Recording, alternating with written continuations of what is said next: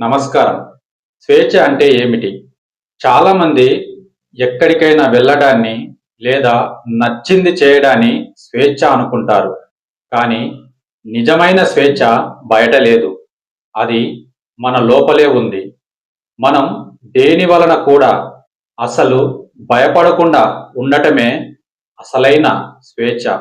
మనం రోజు ఎన్నో పనులు చేస్తాం. కానీ మన మనసు మాత్రం ఎక్కడో ఉంటుంది. ఇంకా నిన్న జరిగిన అవమానం గురించి లేదా రేపు జరగబోయే ఆపద గురించి ఆలోచిస్తూ నిరంతరం కుమిలిపోతూ ఉంటాం. అసలు మనల్ని మనం బంధించుకునే ఆ అతిపెద్ద జైలు మన గతం యొక్క జ్ఞాపకాలు లేదా మన భవిష్యత్తు గురించిన ఆందోళనలు. ఈ రెండింటి నుండి విముక్తి పొంది పరిపూర్ణంగా జీవించే ఆ తక్షణ మార్గం ఏమిటో ఇప్పుడు చూద్దాం. సాక్షిగా మారడం. ముందుగా మీరు మీ ఆలోచనలను గమనించడం మొదలు పెట్టండి. ఒకటి మాత్రం ఖచ్చితంగా గుర్తుంచుకోండి. మన గతం అనేది ఒక శ్మశానంలోని శవం. మన భవిష్యత్తు అది ఒక గర్భస్థ శిశువు. కేవలం మన ఈ వర్తమానం మాత్రమే వాస్తవికమైన సజీవం. మీరు ముందుగా గుర్తించాల్సింది మీరు మీలో కలిగే ఒక ఆలోచన కాదు. ఆ ఆలోచనను చూస్తున్న లేదా ఆ ఆలోచనను గమనిస్తున్న ఒక సాక్షి మాత్రమే అని.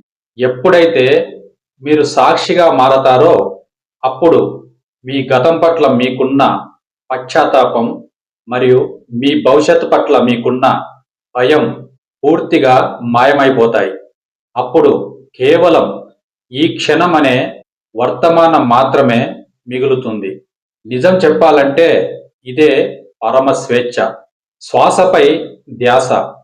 మీరు మీ శ్వాసను తీసుకుంటున్నప్పుడు మీరు తీసుకునే ఆ గాలి లోపలికి వెళ్ళడం, మళ్ళీ ఆ గాలి బయటకు రావడాన్ని గమనించండి.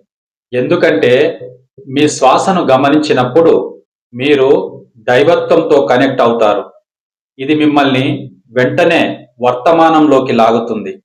ఈ క్షణంలో మీ ముందు ఏది ఉన్నా, అది ఎలా ఉన్నా దాన్ని పూర్తిగా అంగీకరించండి.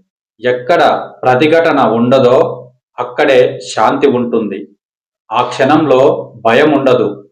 కేవలం ఆనందం మాత్రమే ఉంటుంది. జీవిత సత్యం.